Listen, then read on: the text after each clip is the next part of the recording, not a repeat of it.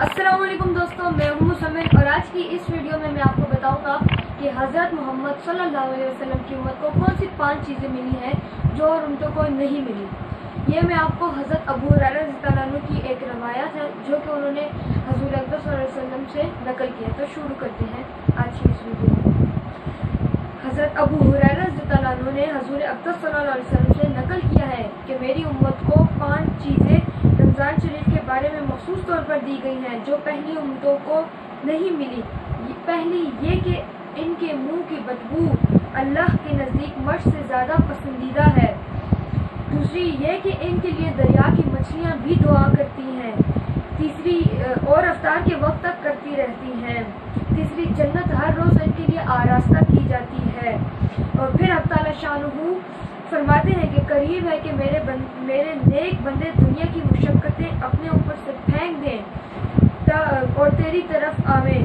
چوتھی اس میں سرکش شیاطین کو قید کر دیے جاتے ہیں کہ وہ رمضان میں ان برائیوں کی طرف نہیں پہنچ سکتے جن کی وہ غیر رمضان میں پہنچ سکتے ہیں۔ پانچواں، رمضان کی آخری رات میں روزے داروں کے لیے مغفرت کی جاتی ہے۔ صحابہ رضی اللہ عنہ نے عرض کیا کہ یہ شب مغفرت ہے، شب قدر ہے۔ فرمایا نہیں، بلکہ دستور یہ ہے کہ مزدور کو کام ختم ہونے کے وقت مزدوری دے دی جاتی ہے۔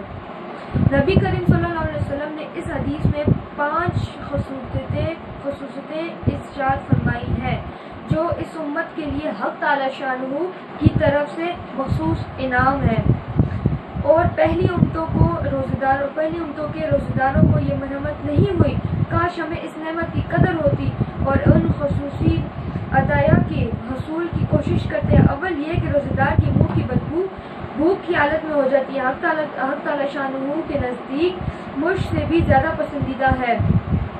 شرح حدیث کے اس لفظ کا مطلب میں 8 قول ہیں جن کا موضوع کی شرح میں بند مفصل نقل کر چکا ہے، مگر بندے کے نزدیک ان میں سے 3 کو راجح ہیں۔ اول یہ کہ حق تعالی شانہ آخرت میں اس کی بدبو کا اجر دیں گے اور ثواب سے اس کو خوشبو سے عطا فرمائیں گے جو مرچ سے زیادہ عمدہ اور دماغ پر ور ہوگی۔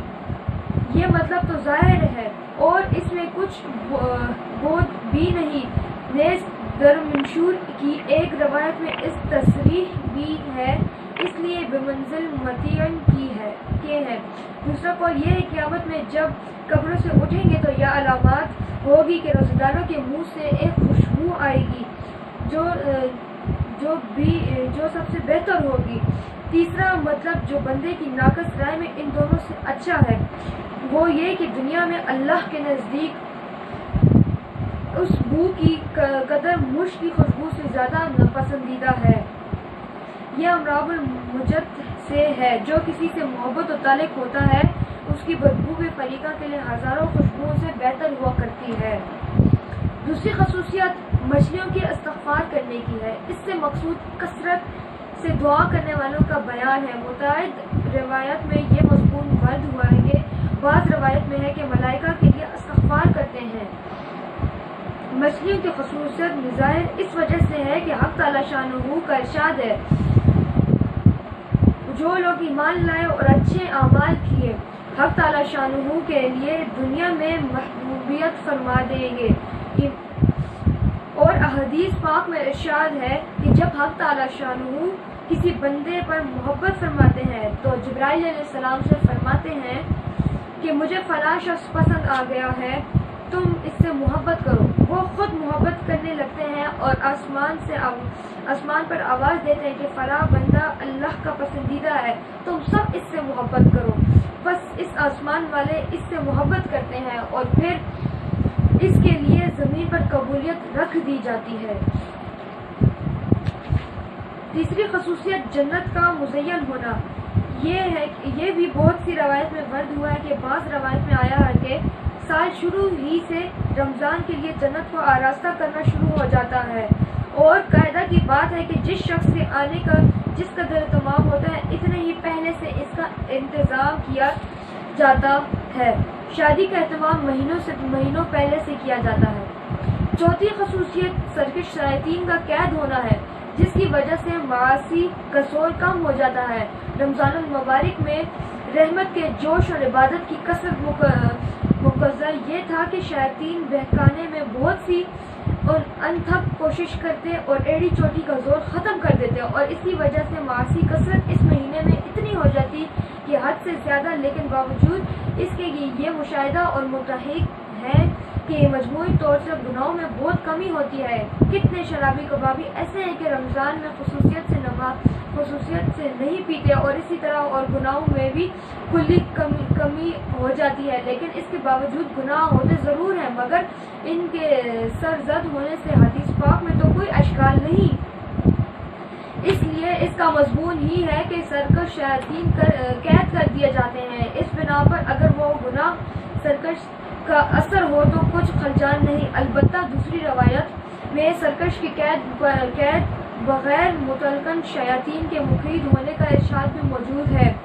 بس اگر ان روایت سے بھی سرکش شیاطین کا قید ہی ہونا مراد ہے کہ بسا اوقات لفظ متعلق بولا جاتا ہے مگر دوسری جگہ اس کی قیودت معلوم ہوتی جاتی ہے، تب بھی کوئی اشکال نہیں رہا۔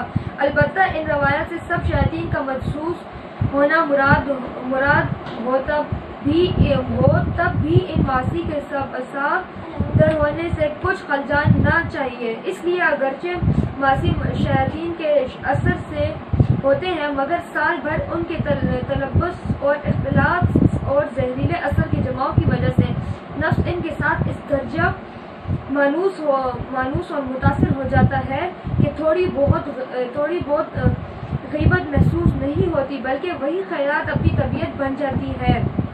اور یہی وجہ ہے کہ بغیر رمضان کے جن لوگوں سے گناہ زیادہ سرزد ہوتے ہیں، رمضان میں بھی انہی سے زیادہ ترسد ہوتا ہے، اور آدمی کا نفس چونکہ ساتھ رہتا ہے اس لیے اس کا اثر۔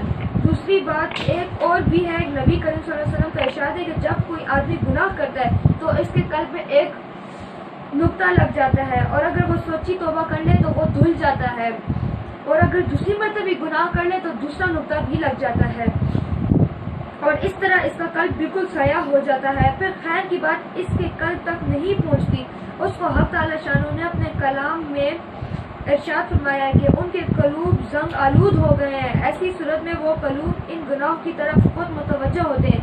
یہی وجہ ہے کہ بہت سے لوگ ایک نوع گناہ کو بے تکلف کر دیتے ہیں، لیکن اسی جیسا کوئی دوسرا گناہ سامنے ہوتا ہے تو قلب کو اس سے انکار ہوتا ہے۔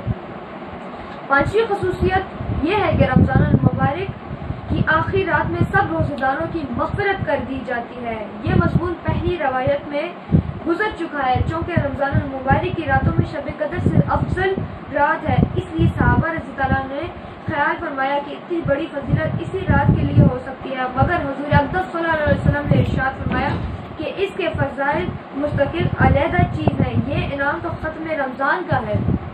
بہت زیادہ فضیلت ہے رمضان المبارک کی اس مہینے کی، اس میں اللہ تعالیٰ بہت سے بندے پر احسان فرماتے ہیں، اس مہینے میں مومن کا رزق بھی بڑھا دیا جاتا ہے۔ اس کی فضیلت میں نے اپنی پچھلی ویڈیو میں بتائی تھی، اگر آپ کو وہ سننی ہو تو آپ کو نیچے ڈسکرپشن میں اس کا لنک مل جائے گا، پہلا لنک ہے اس کا، آپ اس کو دیکھ سکتے ہیں۔ اور دوستو آج کی اس ویڈیو میں اتنا ہی، آپ سے ملاقات ہوتی ہے اگلی ویڈیو میں، تب تک کے لیے اللہ حافظ۔